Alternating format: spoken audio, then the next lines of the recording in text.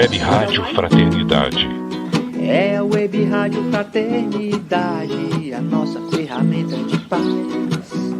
Invadindo ruas, campos e cidades, com amizade, amor, muito mais. É a Web Rádio Fraternidade, a nossa ferramenta de paz. Invadindo ruas, campos e cidades, com amizade, amor, muito mais.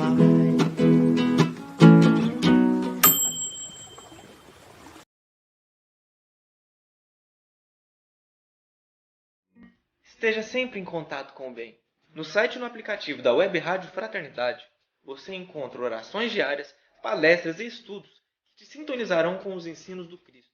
Para acessá-los, basta entrar no site www.radiofraternidade.com.br ou baixar o aplicativo da Rádio Fraternidade.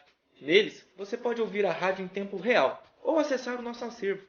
Web Rádio Fraternidade, a emissora do bem na internet.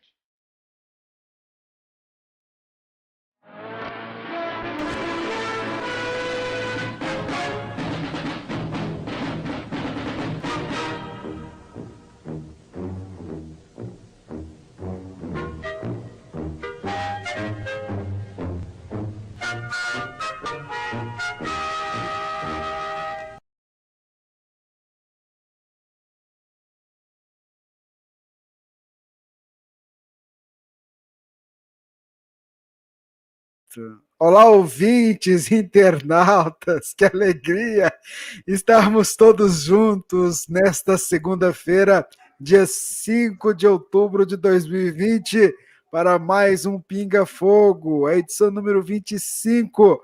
Muito boa noite, meu querido amigo Jorge Alahá. Boa noite, Rubens. Boa noite para todos os nossos companheiros que do Brasil inteiro me ligaram, mantiveram contato, preocupados com o meu estado de saúde. Para quem não sabe, eu tive uma fratura desse lado de cá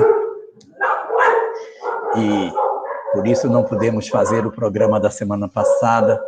Nós estamos tentando fazer o programa aqui da onde eu moro, que é uma chácara. Não sei se a gente vai conseguir, mas a gente vai tentar, que eu não consigo me deslocar. Mas eu quero primeiramente agradecer a todos o apoio e o carinho e dizer a todos que eu estou muito bem. E a live é um sinal de gratidão a todos os que oraram e têm orado pela minha recuperação. Muito obrigado. A gente vai agradecer a Deus. Vamos convidar todo mundo para a gente fazer a nossa prece inicial. Ó Senhor, a nossa eterna gratidão por permitir que nos encontremos mais uma vez nesta seara bendita, onde temos a oportunidade da reflexão e do estudo. Sê conosco, Senhor, envolvendo todos nós, aqueles que nos escutam, aonde estiverem, conosco agora ao vivo ou em reprise, que possam receber um amparo. Que o nosso querido amigo Jorge Alahá possa também ser o teu instrumento, Senhor, nesse momento. E em teu nome, sob o teu amparo e a tua supervisão, Senhor, nós iniciamos a nossa tarefa da noite de hoje. Que assim seja. Eu queria agradecer a todos os nossos amigos das emissoras parceiras que nos ajudam nesse programa, retransmitindo a FEB TV, a Rai TV, a TV7, a TV Secal, os nossos amigos da Web Rádio Amigo Espiritual, o pessoal do Espiritismo.net, o nosso eterno agradecimento a cada um de vocês por estarem conosco, mais uma vez, ajudando a propagar essa mensagem do Consolador. Eu queria começar o programa de hoje fazendo uma homenagem a Kardec. Queria pedir a sua permissão para a gente ouvir em forma de poema essa homenagem. Vamos lá? Apóstolo da Fé.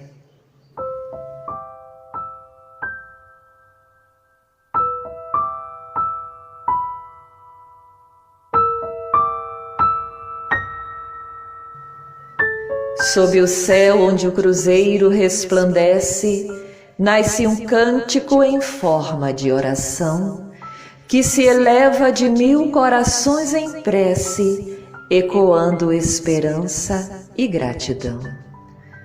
Rasga os ares, mundos, céus, o paraíso, corre o éter o doce cântico a buscar o apóstolo da fé, o mestre amigo, para as preces a seus pés depositar. Tu, Kardec, que em servo te tornaste, dando voz aos que do além amam demais, nos curaste com o perfume da verdade, que qual bálsamo de luz nos trouxe paz. Por tua pena, os baluartes do infinito transmutaram em esperança a aflição. Relembraram o perdão ao inimigo, espalharam aos corações consolação. Por tua obra nos trouxeste a claridade, dissolvendo o escuro véu da ignorância. E é tão plena a vida que nos ofertaste, que a morte se fez vida em abundância. Bendizemos, terno apóstolo do Cristo, este dia em que na terra renasceste, e por nos trazer a luz do Espiritismo, te enviamos a oração que recebeste.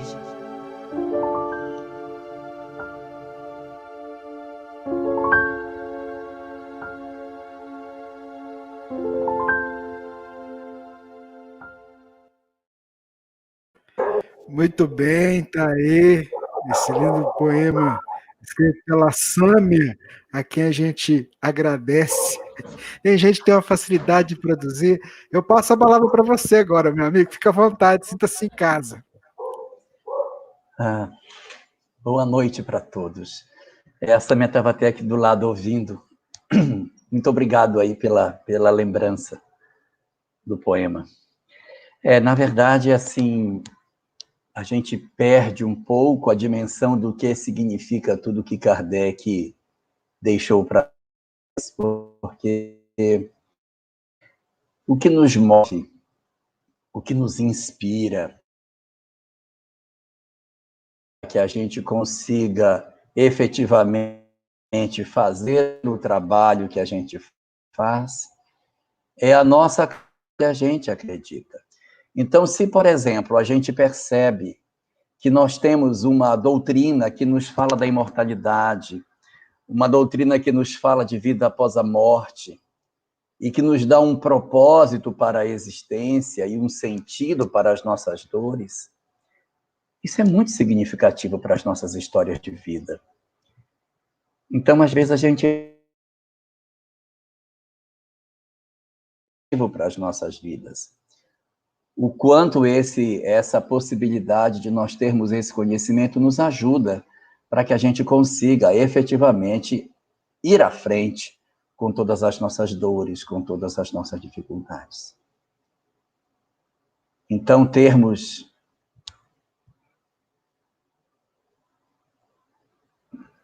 está caindo. Pode falar, Jorge. Então, nós termos essas dificuldades. Posso? Pode seguir. Então, nós termos essa possibilidade de termos essa fé, de termos essa luz nos nossos caminhos é muito importante. Porque imagine o que seria caminhar na Terra com as dores que a gente tem, com as dificuldades que a gente possui, com o peso das provações que a vida nos traz, se nós não tivéssemos a iluminação que o Espiritismo nos faculta. Por isso, nesse dia, é muito importante o nosso pleito de gratidão pelo conteúdo da obra, pela capacidade que ela nos trouxe, porque imagine que é você pegar a vida e tirar todo o conhecimento espírita que você tem. O que sobra de nós? As nossas verdades, elas estão todas postas em cima dessa ideia. Se nós retirarmos esse pilar, o que vai ser de nós? Então, nesse sentido, a nossa gratidão é na capacidade nossa de perceber a grandeza dessa mensagem para as nossas vidas. Isso é um tesouro que não tem preço. Isso é maravilhoso. E ainda mais quando, no dia de hoje, nós também comemoramos mais um aniversário do Pacto Áureo, que é a celebração de uma proposta de unificação do movimento espírita nacional, de tal sorte que as federativas, no dia 5 de outubro de 1949, estabeleceram um pacto de se juntarem em torno de um ideal comum para que existisse um único movimento espírita organizado dentro do território nacional. Isso foi muito importante para o desenvolvimento de todas as nossas potencialidades enquanto doutrina, para garantir a unidade de princípios, a fraternidade legítima e que o Espiritismo pudesse ter esse processo de divulgação organizada que a gente hoje tanto pode usufruir. Então, nosso pleito de gratidão vai também para esses companheiros que no dia de hoje, há 71 anos atrás, estiveram reunidos para fazer esse trabalho de propósito de unir os esforços em prol de um ideal comum. Muito bem, seu Jorge Alahá. Você disse que tinha 2 questões para abordar, né, antes da gente entrar para as perguntas de hoje, né? É com você.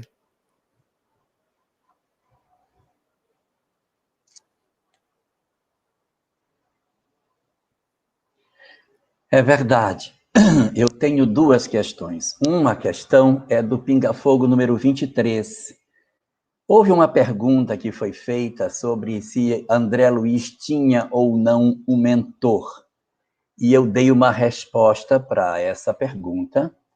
E depois da resposta, eu recebi alguns comentários de algumas pessoas fazendo alguns questionamentos sobre minha resposta.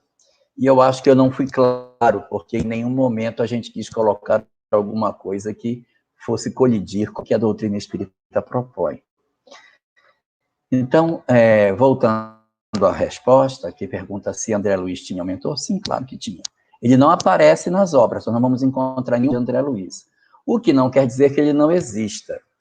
Então, aí eu resolvi fazer uma observação adicional, dizendo que o mentor, ele não é uma pessoa que age sozinha, ele não é uma pessoa designada do nada para assumir uma função de monitorar, de acompanhar, de assistir alguém durante uma existência. Não, ele não é escolhido assim, olha, tem uma lista de mentores aqui, uma lista de reencarnantes, então você vai com esse, pronto, você vai. Não, existe uma relação anterior. E que relação anterior é essa?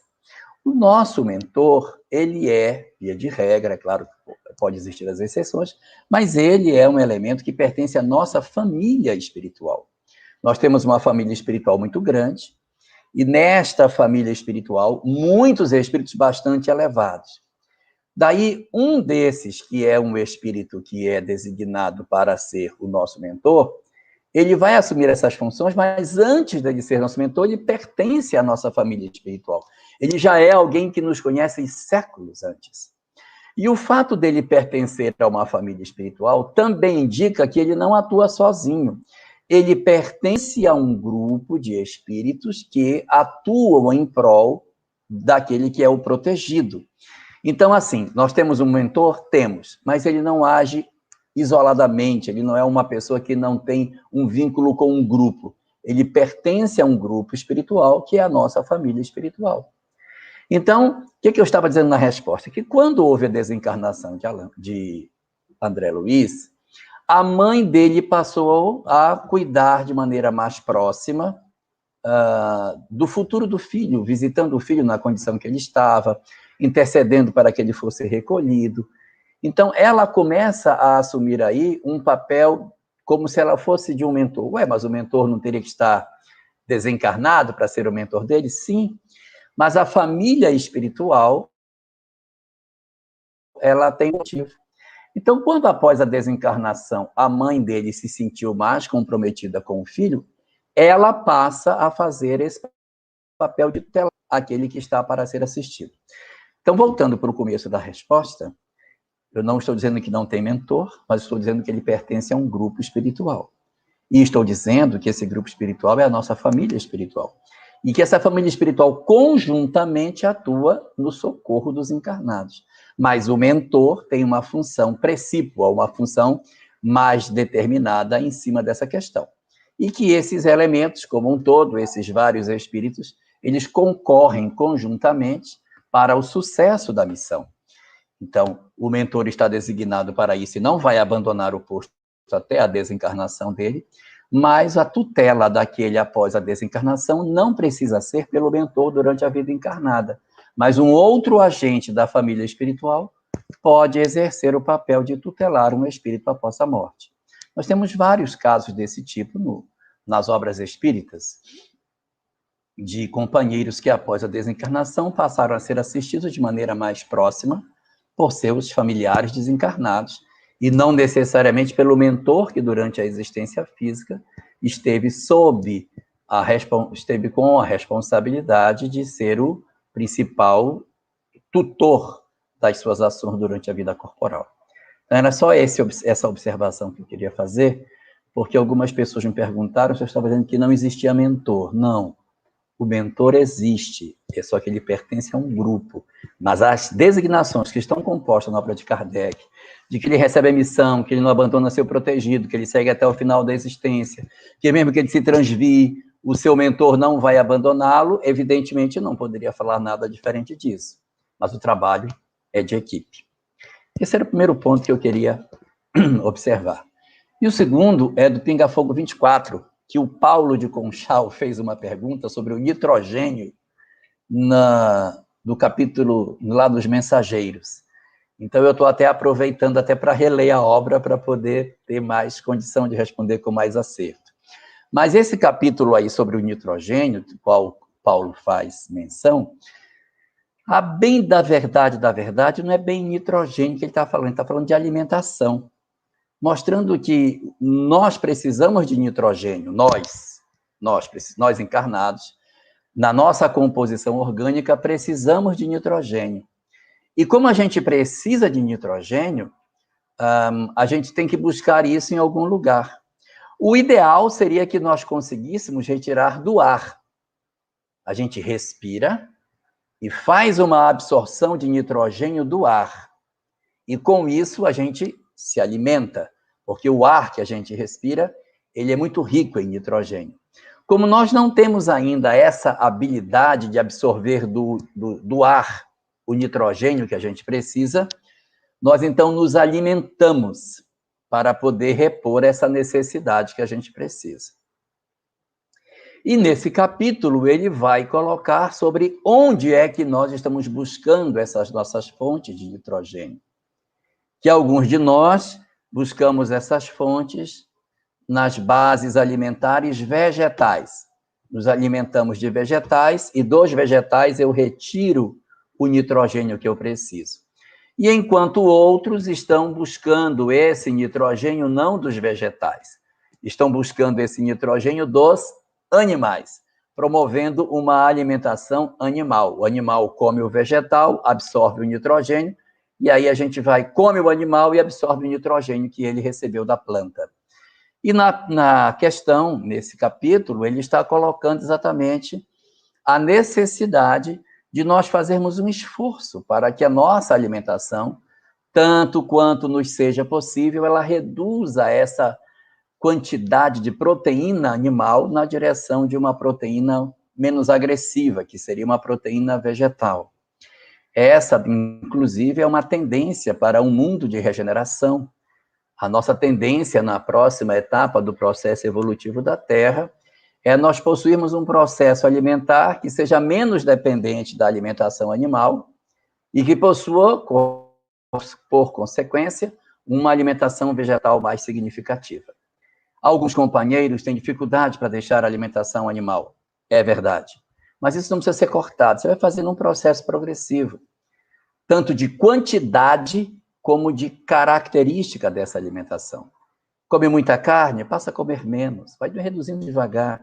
Come muita carne vermelha, vai inserindo a carne branca, vai substituindo a vermelha pelo frango, pelo peixe, pelos ovos, pelo leite, progressivamente e sem neurose, e fazendo todo um trabalho de revisão da nossa educação alimentar para que a gente descubra que é possível, sim, nós nos alimentarmos sem tantos sacrifícios animais. E nessa mensagem, nesse capítulo da obra dos Mensageiros, em que ele fala sobre essa questão do nitrogênio, Paulo, o que ele está dizendo é o esforço nosso de qualificarmos a forma de buscarmos o nitrogênio nos vegetais, até que nos chegue o dia em que nem disso iremos precisar, porque os nossos organismos, mais habituados a um processo de absorção daquilo que o ar possui, vai precisar progressivamente menos alimentação física, porque vai compensar a necessidade de nitrogênio a partir da respiração, tal como a gente lê no livro Nosso Lar, em que comenta que alguns espíritos alimentam-se unicamente do processo respiratório, num longo mecanismo de adaptação ao mundo espiritual, pelo qual os espíritos passam após a sua desencarnação. Eram esses 2 pontos que eu queria destacar, e agora a gente pode seguir, se assim a gente conseguir, para as questões do dia de hoje. Muito bem, vamos lembrar que o Jorge ele está num local onde a internet ela oscila muito, é na chácara, então, às vezes, se ele sumir, vocês tenham uma paciência, calma, tem um delay um pouquinho maior, mas é um esforço que nós estamos empreendendo para poder aproveitar realmente esse espaço, esse dia que ficou marcado, todo mundo esperando o pinga-fogo, né? Então, vamos lá, vamos para a pergunta que chegou aqui para a gente, Jorge. O Afonso Landini nos escreveu dizendo o seguinte: todos que escreveram a Bíblia eram cabalísticos ou somente Moisés e os profetas do Velho Testamento? A minha pergunta, diz o nosso irmão Afonso, é porque o Elahá diz que somente poucos tinham acesso à Cabala. Se for assim, teremos que fazer interpretações de diferentes modos no Velho Testamento e no Novo Testamento? Pergunta feita, meu amigo Elahá, pelo Afonso, lá de Campinas, São Paulo.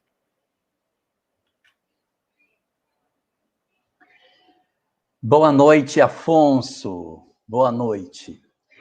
Você tem razão. Nem todos os que são autores dos textos que compõem o Velho Testamento eram conhecedores da Cabala, porque esse não era um conhecimento aberto a todas as pessoas. Então, evidentemente que alguns que eram mais avançados, mais velhos e que tinham mais acesso ao conhecimento, esses devem ter tido a oportunidade de conhecer. Agora, quando você me comenta sobre a dificuldade que isso gera, porque na hora de interpretar o texto bíblico a gente não sabe se quem está escrevendo é cabalista ou não, a gente não deve se preocupar com isso. Porque o texto bíblico não é nosso objeto de observação primeira em termos de religião. Nós temos outras obras que são mais substanciais em termos de dar a cada um de nós a compreensão sobre o que seja a nossa maneira de nos portarmos durante a vida.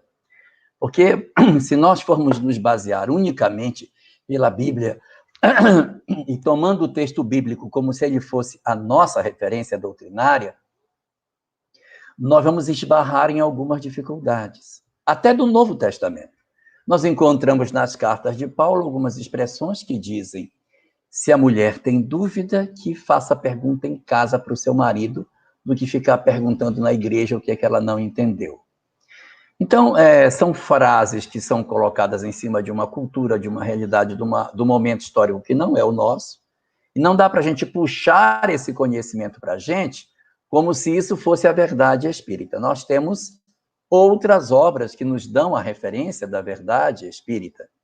Então, essa verdade, ela está no Livro dos Espíritos, e a parte moral do Livro dos Espíritos, a sua terceira parte, que é a nossa referência verdadeira.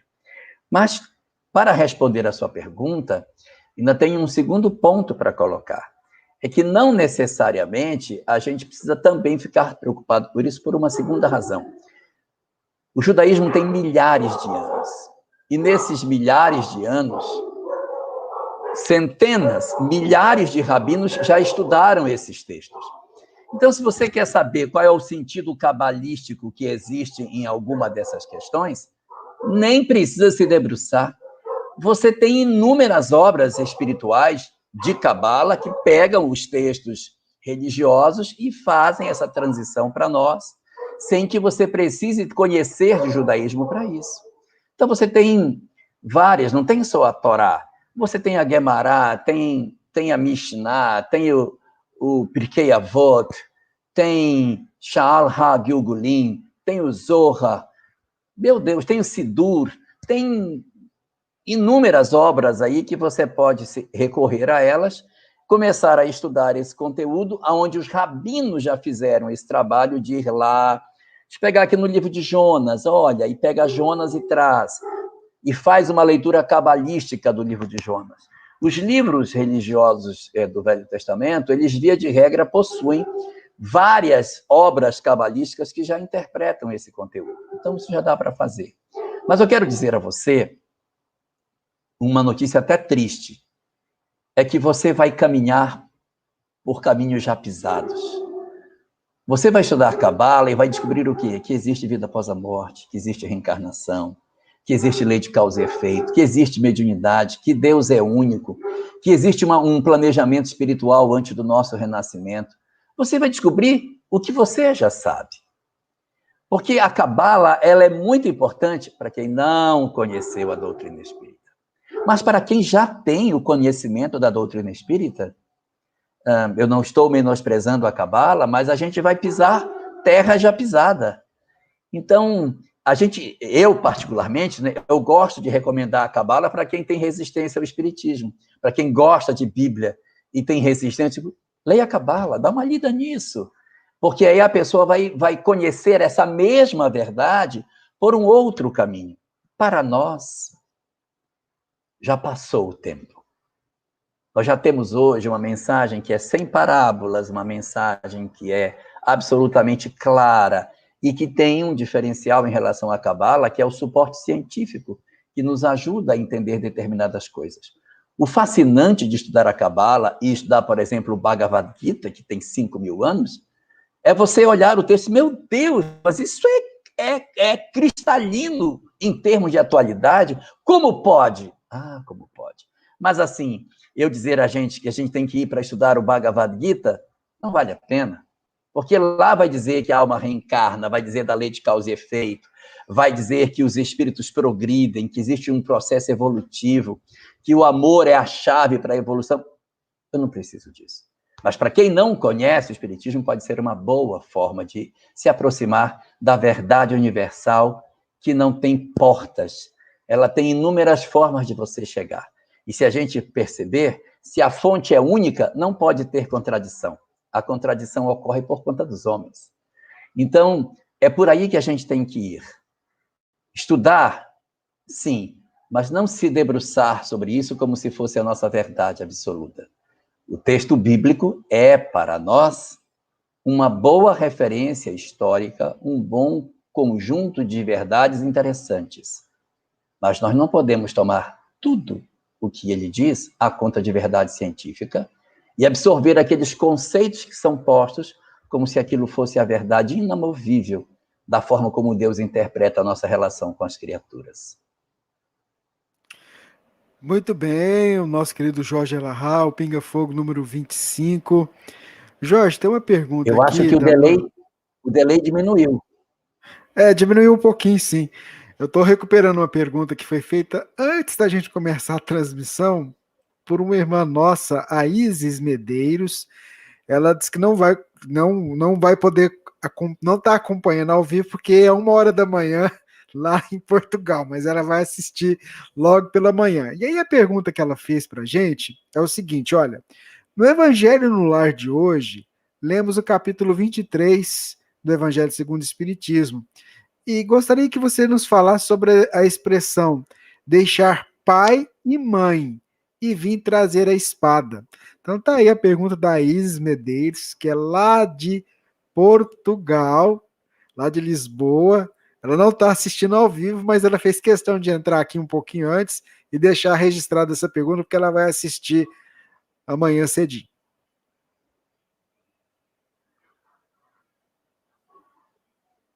Oh.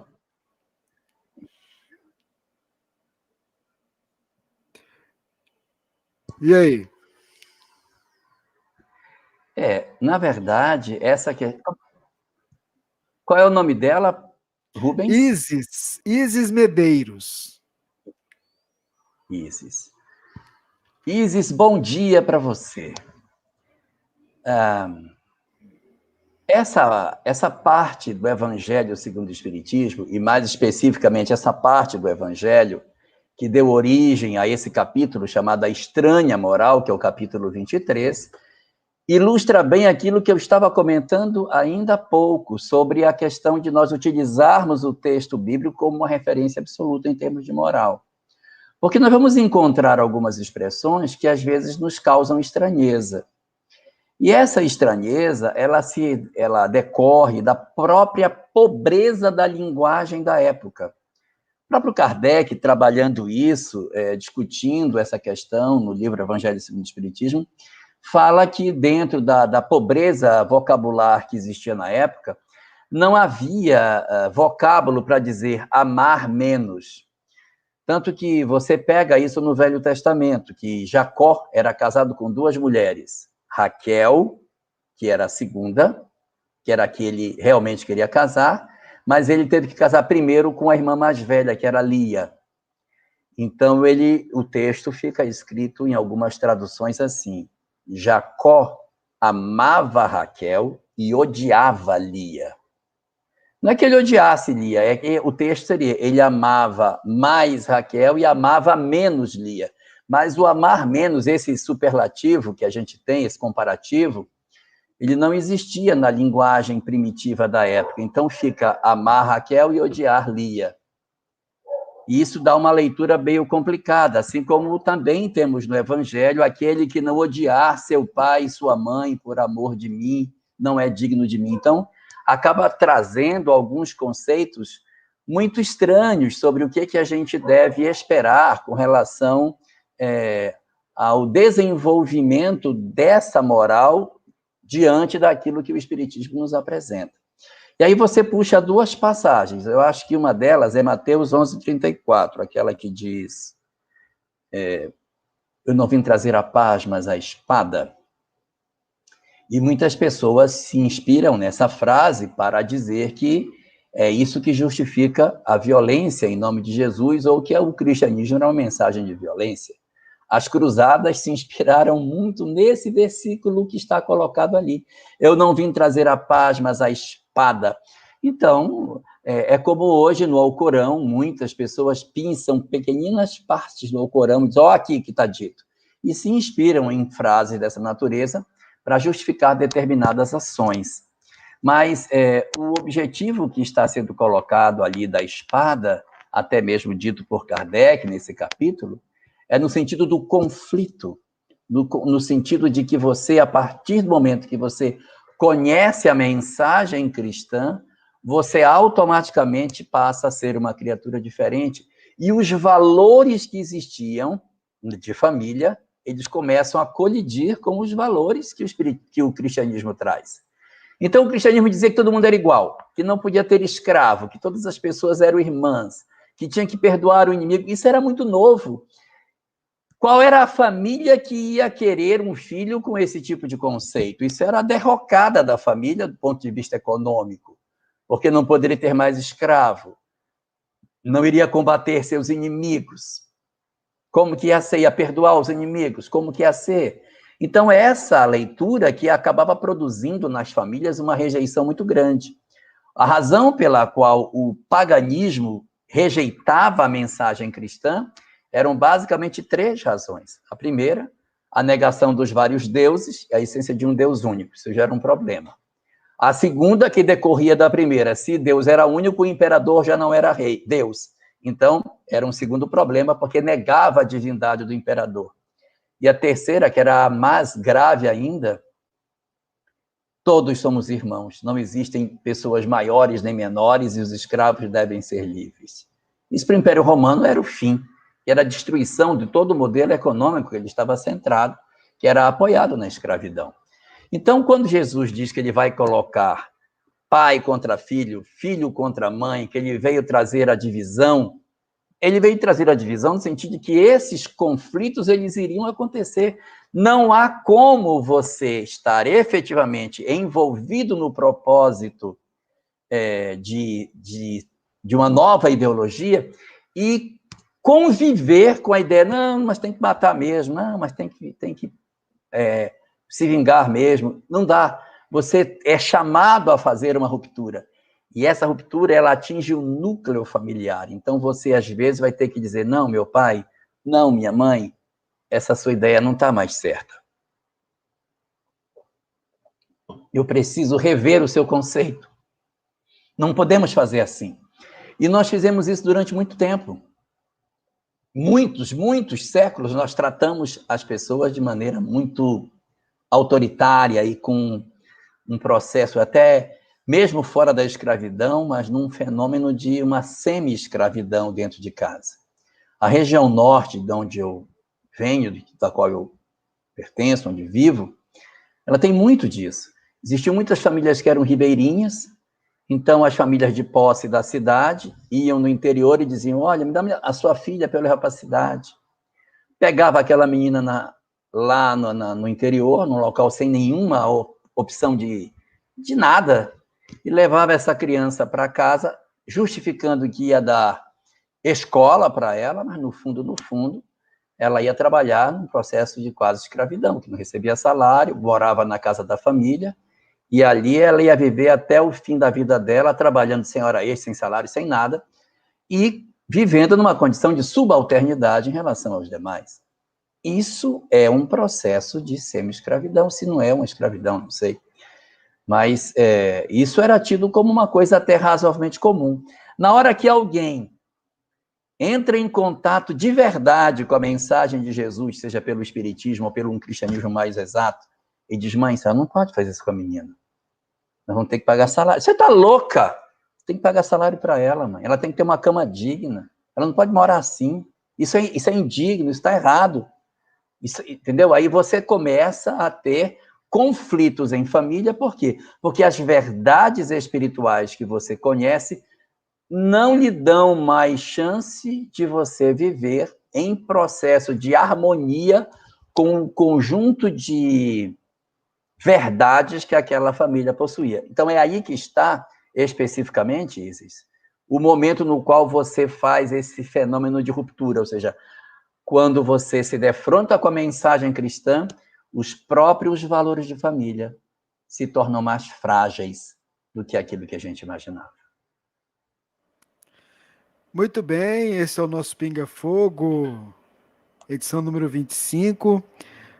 Nós temos uma pergunta aqui da nossa ouvinte Cleide Castilho. Ela é da cidade de Divinópolis, aqui em Minas Gerais, e ela pergunta o seguinte, Jorge, se após o desencarne de um ente querido, se tem algum tempo definido para poder mexer nas coisas pessoais dessa pessoa, ou usar ou até doar algumas coisas. E se a pessoa era muito apegada com essas coisas materiais, como roupas e etc. Ela queria que você falasse um pouquinho sobre isso. A Cleide Castilho, de Divinópolis, aqui em Minas Gerais. Boa noite, Cleide. Sua pergunta é uma pergunta muito interessante, porque a gente tem dois pratos nessa balança. É verdade que a vida prossegue para sempre e que ninguém vai usar mais as roupas nem os objetos pessoais que usou. Não vai precisar mais. Para que eu vou querer guardar roupa? Para que eu vou querer guardar os objetos pessoais? Então, num prato da balança, a gente coloca essa verdade que a gente conhece. E no outro prato da balança, a gente coloca a pessoa que desencarnou. Porque o fato de nós sabermos da imortalidade da alma não retira de nós a compreensão que a gente precisa ter, a lucidez, com relação ao estágio emocional que cada indivíduo atravessa. Então, quando alguém desencarna, a gente deve, sim, se desfazer das coisas materiais que ela tem, não de tudo, porque você não vai doar as coisas que guardam a lembrança, os retratos, de repente uma peça, uma joia, olha, isso aqui lembra muito minha mãe, isso aqui Então, você guardar uma coisa ou outra, não como sentido de relíquia, mas com o sentido de você ter. Olha, isso aqui foi da minha mãe, isso aqui foi do meu avô. Como uma forma de você ter a presença dessa pessoa, não é uma coisa que a gente possa dizer que seja equivocado. Agora, isso tem um tempo que vai depender de cada indivíduo. Cada pessoa tem um tempo para isso. Nós não temos nenhuma obra espírita que nos dê dias, meses ou anos em que isso possa ser feito. O que a gente faz quando essas coisas acontecem é a gente manter um contato pela oração com aquele que já desencarnou. Então, quando a gente passa o primeiro período, que é um período que a gente pode chamar assim de luto, que é um período de mais de recolhimento, é bom não mexer em nada, porque a gente está muito mexido com a perda. Não faz sentido você chegar de um velório, abrir o guarda-roupa, arrancar tudo que tem e doar. Não faz sentido. Vamos dar tempo ao tempo. Então, a gente dá uma sentada, até para que a gente se acomode intimamente com a ideia da perda do ente querido, até para que a gente digira de maneira mais exata o que está acontecendo, aí a gente começa a fazer o trabalho de desfazimento das coisas. Sendo que todo esse processo de desfazimento ele tem que ser acompanhado de muita oração. Então, a gente vai orando, não só quando vai doar, a gente ora sistematicamente pelo parente desencarnado.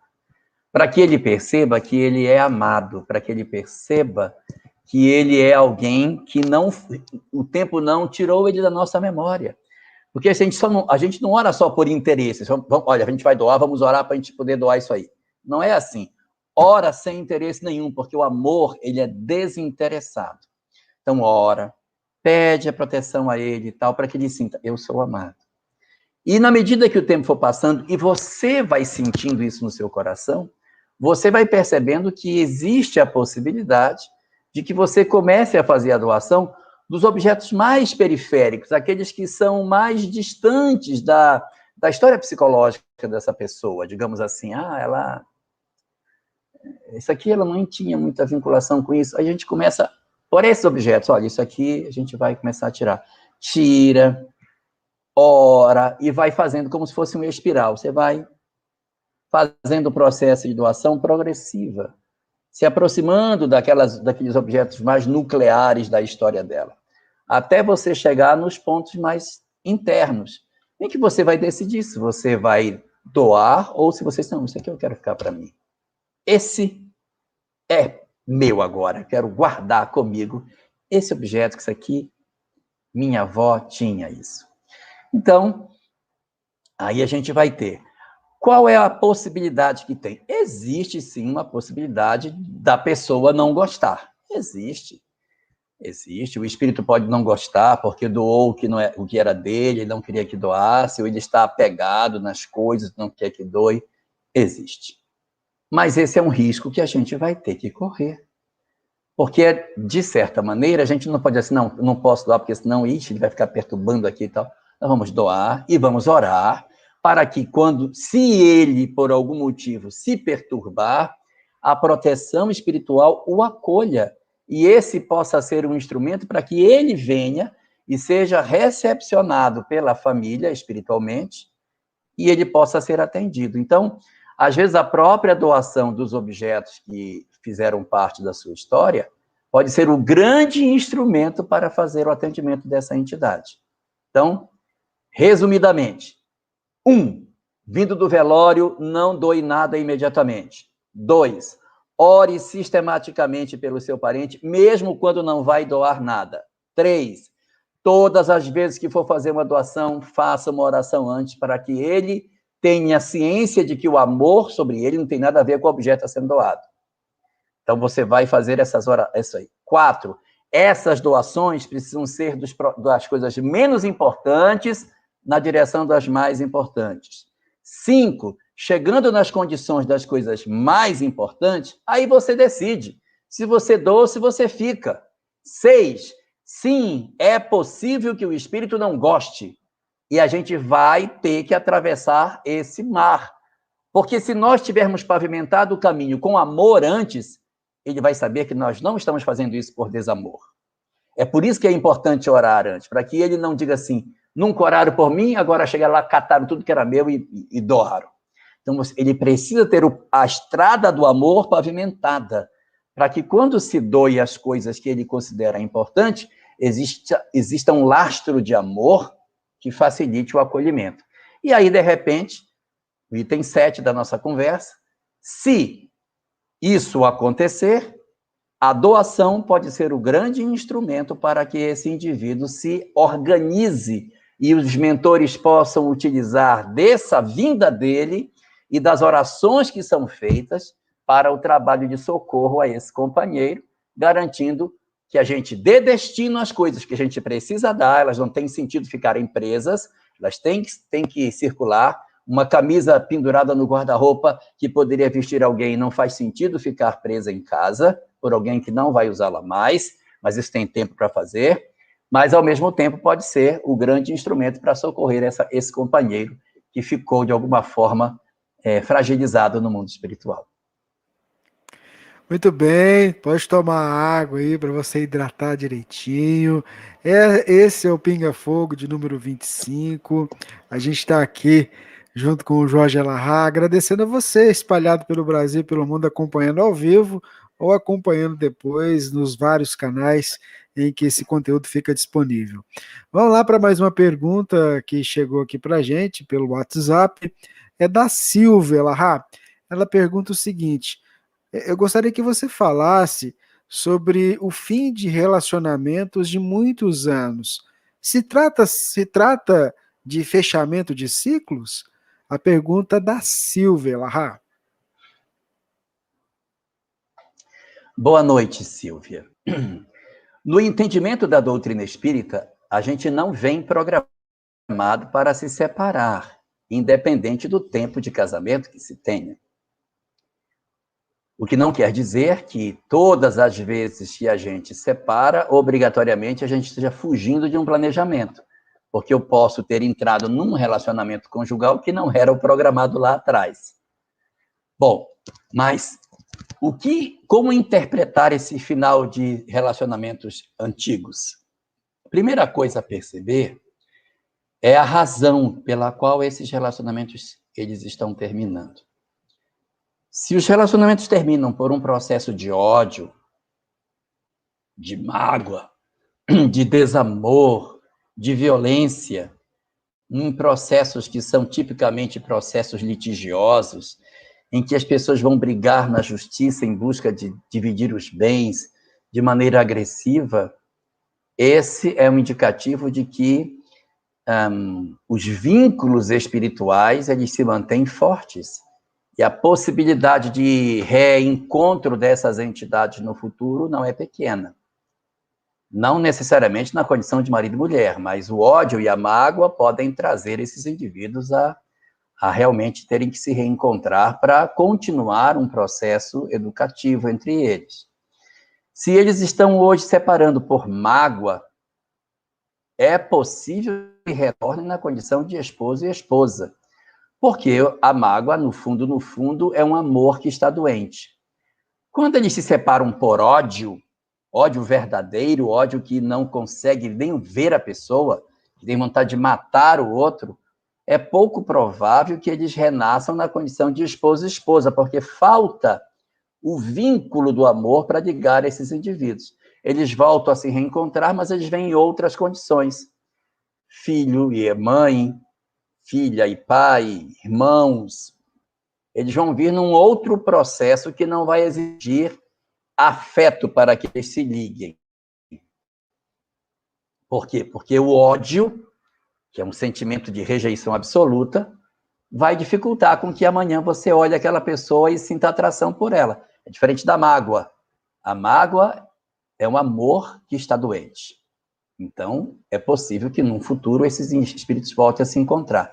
Então, nos processos que são litigiosos, mesmo sendo casamentos, relacionamentos de longo tempo, se a coisa aconteceu de maneira violenta, brusca, pela mágoa ou pelo ódio, esses vínculos se tornam dessa forma. Existem outros tipos de separação que elas se dão pela indiferença. Os casais vão procurando caminhos distintos, vão se sentindo cada vez menos afins, vão perdendo a identidade, o gosto pela convivência, e eles vão se sentindo melhor sozinhos do que acompanhados. Então, aí é um processo de desamor.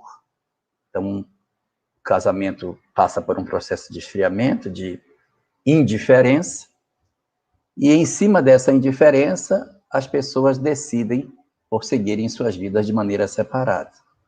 Nesse caso, fica o vínculo do desamor. É provável que os espíritos se reencontrem por conta do desamor que eles sentem. Não é razoável que a gente tenha convivido tanto tempo com alguém e tenha desenvolvido por essa pessoa indiferença. Então, isso vai, de certa maneira, justificar que esses indivíduos voltem a se encontrar para resolver o problema do desamor. Não é nem a mágoa, nem o ódio, é o desamor em si. Agora, existem situações nas quais os casais, eles se desentendem e eles rompem seus relacionamentos, e após o rompimento do seu relacionamento, eles passam a ser mais amigos do que eram quando antes. Foram casados muitos anos, decidiram separar, e depois da separação eles vivem até melhor do que viviam quando estavam casados. Então, são as situações em que, para o caso de separação, é o menos traumático, porque o ideal é que a gente leve a relação até o final. O ideal é isso, que a gente consiga levar as nossas relações até o fim. Mas se elas não estão conseguindo ir até o fim, que a gente faça um esforço para que a gente não perca o fio da amizade, o fio do afeto, para que depois cada um possa seguir a sua vida de maneira independente.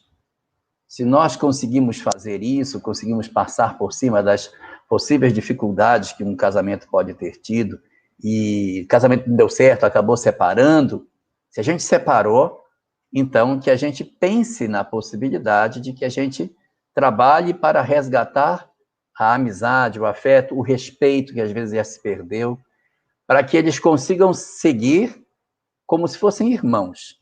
E aí a possibilidade de cada um seguir o seu caminho amanhã se torna até mais efetiva. Mas o ideal é que a gente consiga levar as nossas relações até o final, para não deixar nenhum tipo de pendência, e a gente consiga efetivamente viver todas as responsabilidades que a vida nos chamou para viver quando nós aceitamos o grande desafio da reencarnação num tempo tão conflituado como esse que a gente vive. Muito bem, Jorge. Tem uma pergunta da Miriam, de São Vicente, em São Paulo.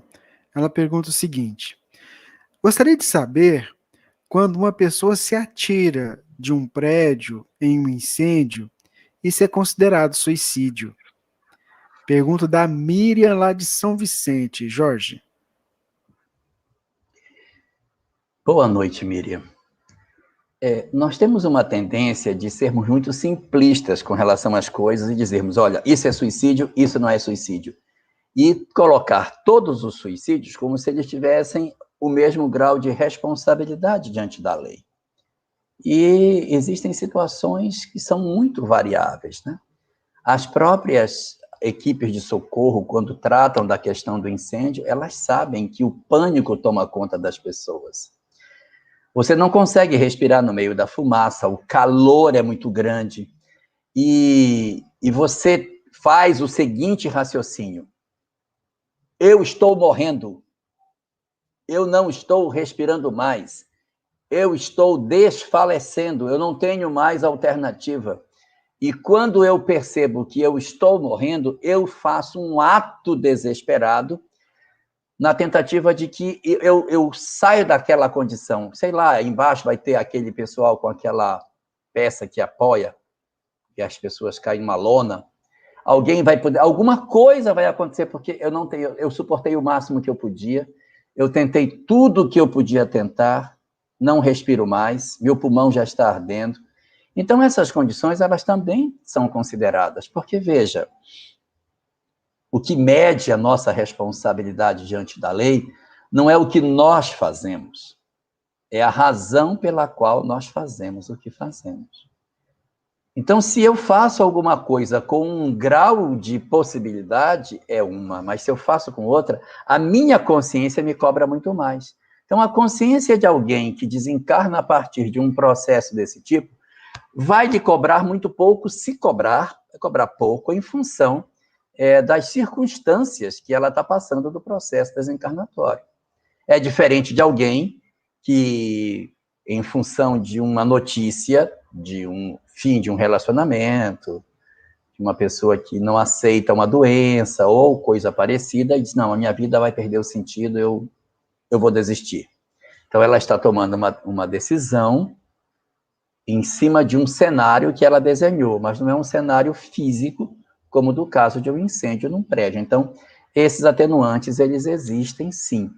E no livro O Céu e o Inferno, a gente vai encontrar, nos 9 casos de suicídio que Allan Kardec trata dentro da obra, alguns em que são trabalhados exatamente essa questão dos atenuantes em virtude da justificativa do porquê que determinadas pessoas tomaram a decisão de romper o fio da vida. Muito bem. Jorge, vou postar a pergunta aqui. A Carmen, se reencarnar na mesma família é regra, isso quer dizer que os membros da família reais foram destinados a conduzir seus países? Foram ou estão, né? Se é assim, por que essa prova diferenciada? A Carmen perguntando. Carmen Diva Belmont. É verdade, Carmen. Sim, existem famílias que possuem determinadas responsabilidades, mas eu não traria isso somente para as famílias reais. As famílias ricas também. Nós temos no Brasil algumas famílias que são abastadas há gerações. Há gerações eles são donos de conglomerados industriais e vêm gerando empregos e multiplicando todo um conjunto de iniciativas para o desenvolvimento econômico do país. Esses também têm provas diferenciadas. O que move esses espíritos a terem essa condição? 2. Primeira, eles são espíritos que já possuem na sua estrutura psicológica esse tipo de prova, já são espíritos experimentados nesse tipo de situação. Então, você pode observar que, muitas vezes, na nobreza, a gente encontra espíritos reencarnados da nobreza. Por quê? Porque eles possuem uma tendência a liderar, a comandar, e aí quando você coloca essa pessoa num determinado cenário, ele assume uma posição de comando, de liderança. Nós não temos essa informação na literatura espírita propriamente dita, na obra básica espírita, mas existe obras de espíritas que dizem que Tutmoses III, Alexandre o Grande, o imperador César e Napoleão Bonaparte são o mesmo espírito. Isso não está na obra básica. Kardec nunca disse isso. Mas existem alguns estudiosos que começam a fazer algumas considerações e juntam isso. Uma curiosidade do ponto de vista espiritual. Por quê? Porque existem certos espíritos que eles têm uma tendência a liderar, a comandar, e para essas entidades, esses postos de comando são oferecidos ou como ricos, para que eles consigam dinamizar uma determinada situação, ou na condição de governantes, para que eles possam fazer o processo de desenvolvimento. Só que nem sempre, nas dinastias, nascem homens de gênio. Nós temos grandes reis que tiveram filhos medíocres. Marco Aurélio, o grande imperador do Império Romano, do período do ano 180, tem como filho Cômodo, que levou o império a um processo de degradação terrível. Nós temos Roboão, filho de Salomão, que também foi um péssimo exemplo de sucessão dinástica. Mas nós temos muitos outros bons exemplos de filhos que deram continuidade ao trabalho de seus pais, administrando melhor suas nações e fazendo a prosperidade do reino. Então, alguns espíritos recebem, sim, essa responsabilidade. É uma característica da situação espiritual que eles estão. Essa é a primeira das razões, que eu disse que eram 2. A segunda é por processos expiatórios.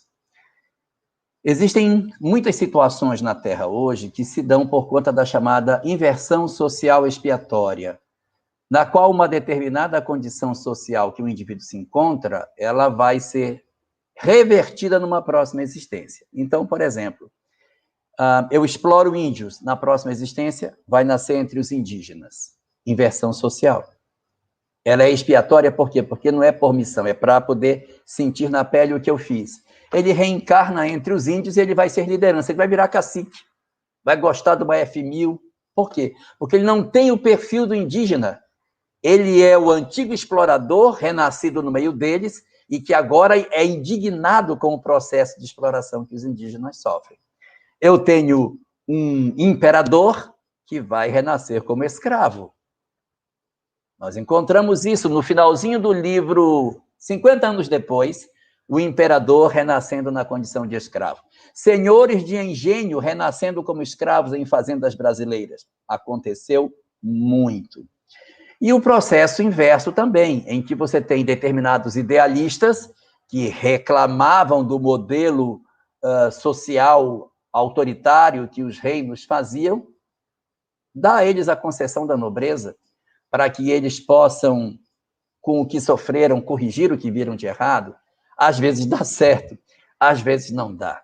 Às vezes você pega alguém que tem uma condição de experimentação num processo de sofrimento, que aprendeu por diversas formas o que é o sofrimento, se agora vamos colocar você numa condição de mando para que você promova o processo de usar todos os recursos que você possui para reduzir isso. Às vezes dá certo, às vezes não dá, porque o espírito, de acordo com a grandeza que ele tem, ele pode usar essa experiência a favor dele ou não. Mas essas missões de comandar os povos jamais poderia passar de maneira despercebida. Não é possível que uma missão tão extraordinária como essa, de você ter que responder pelos destinos de uma nação, fique por conta do acaso. Nessas horas, os espíritos que são encaminhados para serem os filhos dos governantes já são almas escolhidas para o processo de crescimento. E quando eles têm grandes inimigos, grandes problemas, os seus inimigos, então, têm a oportunidade de renascer na condição da nobreza para que eles experimentem para saber se eles aprenderam alguma coisa. É quando nós vemos o processo de degeneração que ocorre nos reinos que nossa história já teve a oportunidade de vivenciar. Muito bem, esse é o nosso Pinga-Fogo. Nós não vamos explorar muito o Jorge, não. Tem uma semana que ele fez a cirurgia, então nós vamos fazer um programa menor hoje, viu, Jorge? Até para você ir se adaptando, para você ir se recuperando. Sim, a gente se emocionou muito no começo. Não sei se você já reparou, mas a única parte da minha camisa que não está suada é onde está a cirurgia. Ó. Tá todo mundo preocupado com isso. Não. Mas isso é normal, né? É o calor. Não, isso é normal. Velho. É o calor de Porto Velho. Ô Jorge, tem uma pergunta aqui um comentário, né, que uma pessoa fez, e talvez eu acho que seria bacana você falar alguma coisa. Vou colocar aqui, a Maria Leci. É possível que um desencarne de acidente de moto não esteja programado, sendo uma pessoa responsável por um detalhe, aconteceu o acidente, uma área na pista, um jovem com um futuro, o meu filho. A Maria Leci. Maria Leci, primeiro eu quero me solidarizar com você por conta da história do seu filho. É uma prova muito amarga a gente passar pela perda dos nossos filhos. Mas nessa condição da moto, existem fundamentalmente duas situações. Primeira, a pessoa contribuiu para o que poderia ter, para o que aconteceu. Ela correu, ela atravessou um sinal fechado, ela tomou alguma atitude impensada. Então, se você tem alguém que deliberadamente agiu por sua própria ação para tomar uma decisão que não era a mais adequada, então nós podemos dizer que esse desencarne pode não ter sido programado. A pessoa está desencarnando por uma decisão que ela tomou de de agir daquela forma, de correr demais, de fazer alguma pirueta. Não é o caso do seu filho. Como seu filho não colaborou para o que aconteceu, e havia uma depressão na pista, uma coisa qualquer na pista que produziu o acidente, às vezes um acidente bobo, e a pessoa às vezes desencarna, quando isso acontece, a gente coloca essas situações na conta do planejamento espiritual. Por quê? Porque a desencarnação, ela é um fenômeno extremamente relevante para passar despercebido.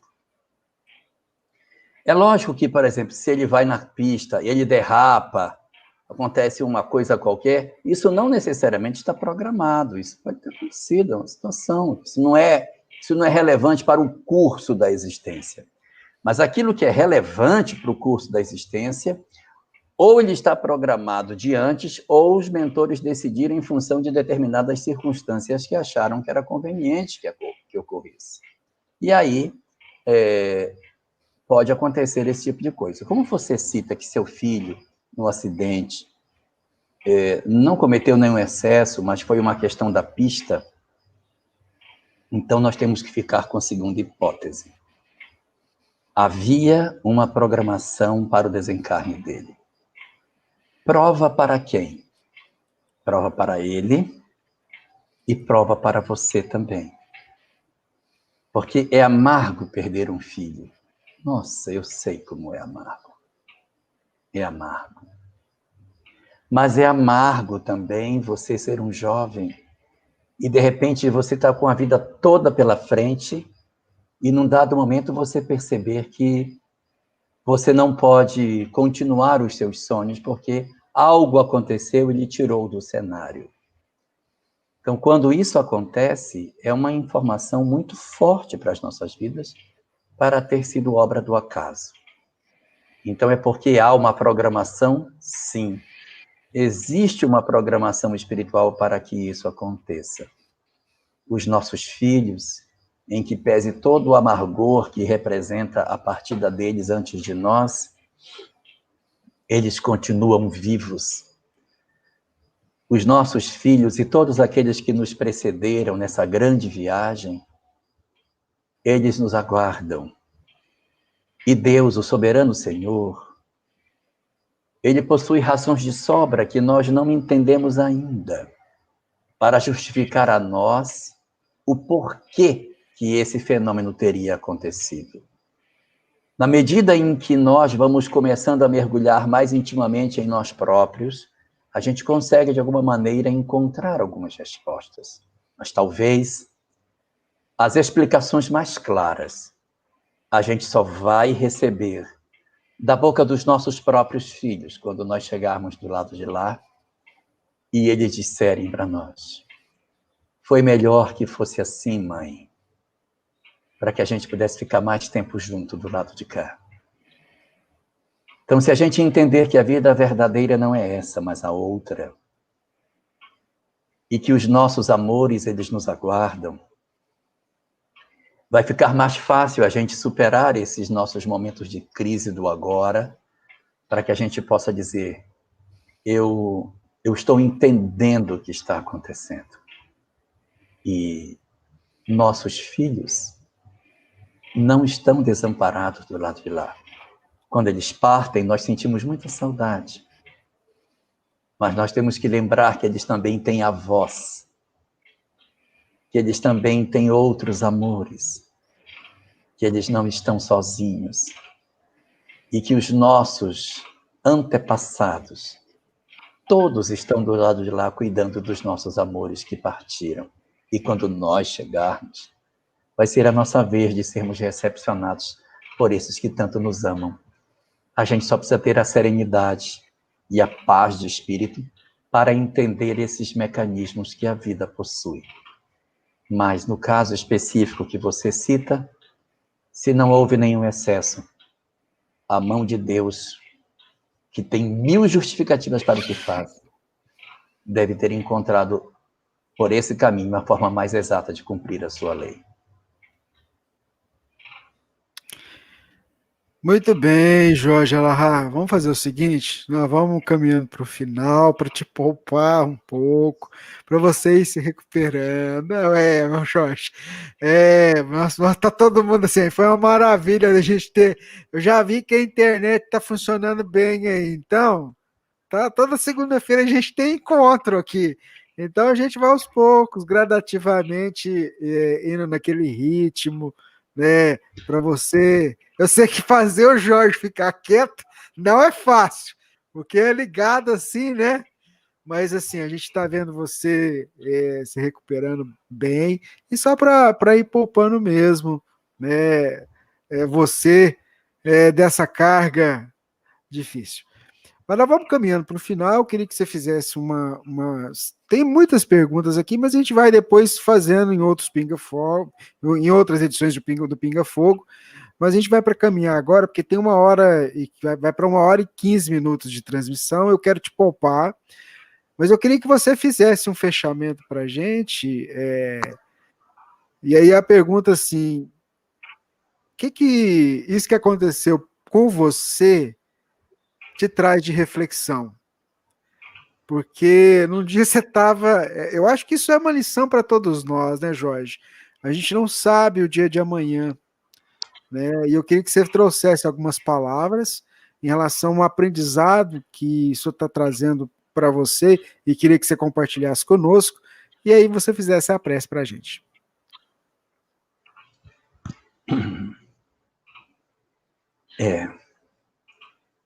Essa experiência tem trazido muitas reflexões para mim.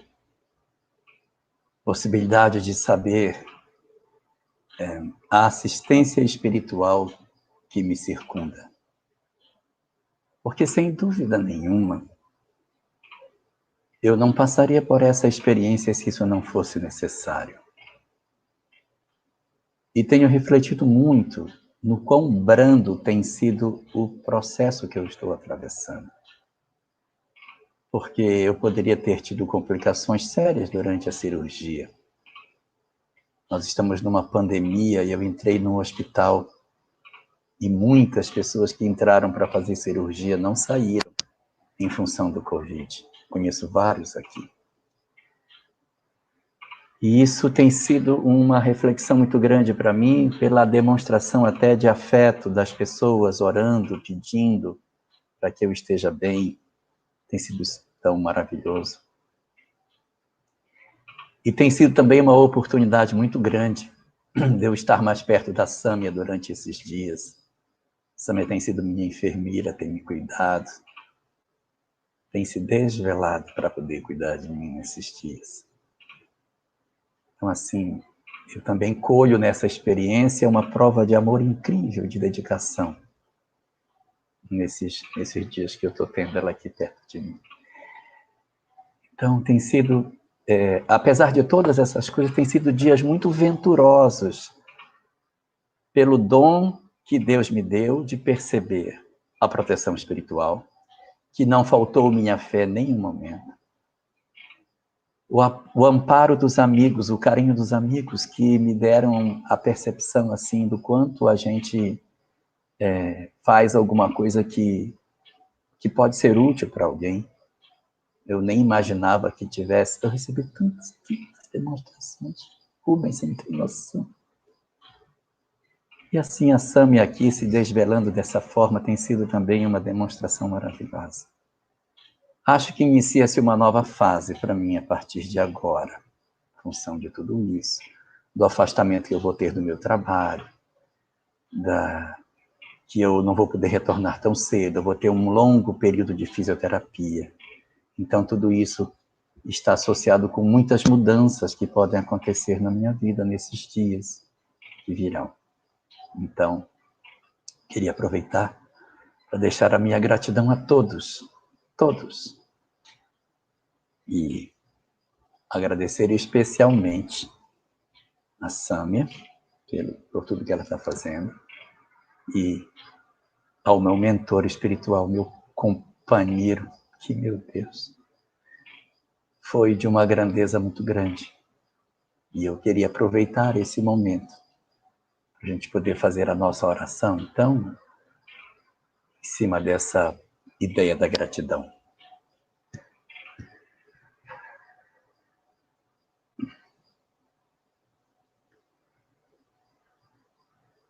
Querido Senhor das nossas vidas,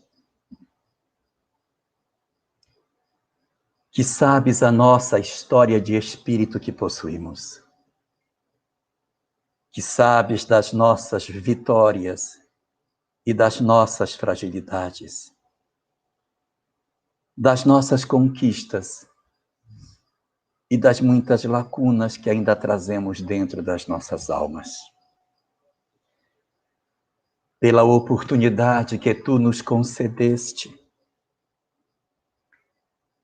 para que pudéssemos utilizar os recursos que já possuímos em favor de nós próprios e daqueles que tu nos concedeste, para que nós pudéssemos efetivamente realizar o grande processo de crescimento espiritual. Nós queremos te agradecer por todas as provas que a vida nos concedeu.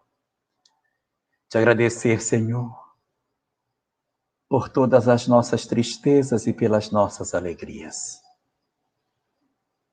Te agradecer pela possibilidade que tu nos dás de refletirmos sobre o valor da existência, sobre o dom da vida e a importância do amor em cada um dos instantes da nossa existência.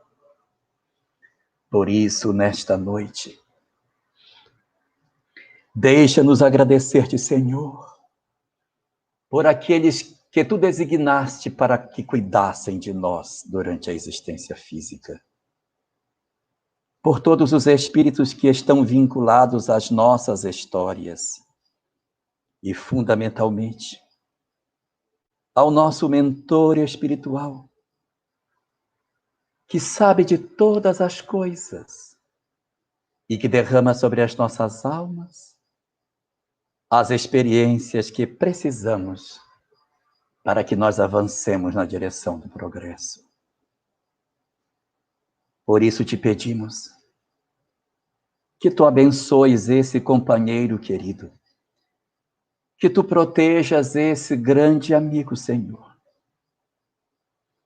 desvelado,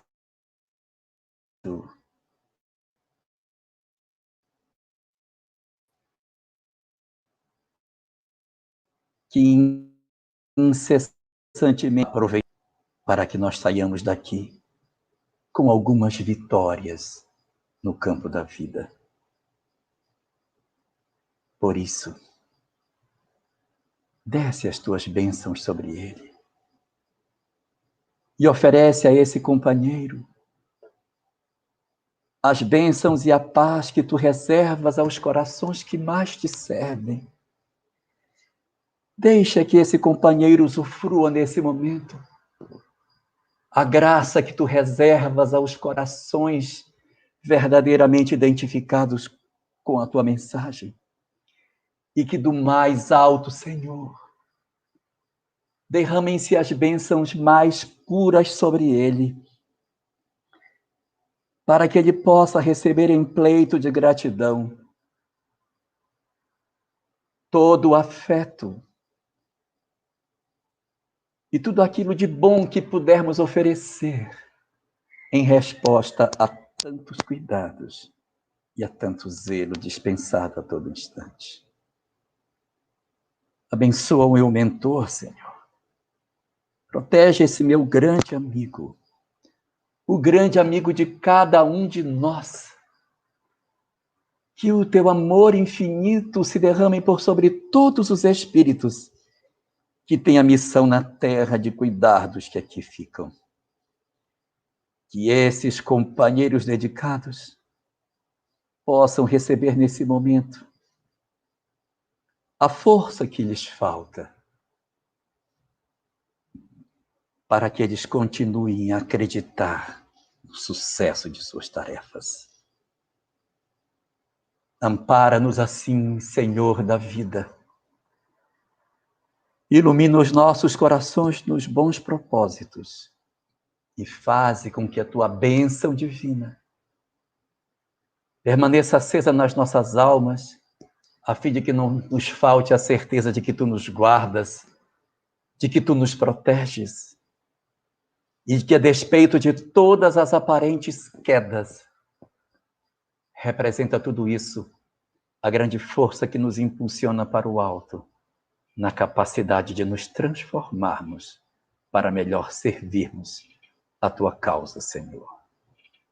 Fica assim conosco, Senhor. Protege os nossos corações e nos guarda na tua paz. Muito bem.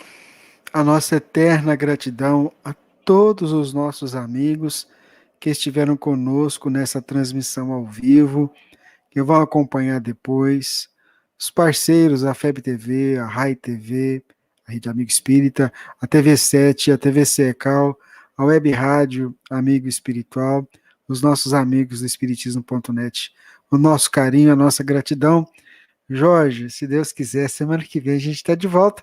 A gente fez o teste, o Jorge está na casa dele, é uma chácara, então nós estamos com internet e a rádio lá, e graças a Deus, é por isso que a gente mudou o horário, para tentar sair do fluxo da internet.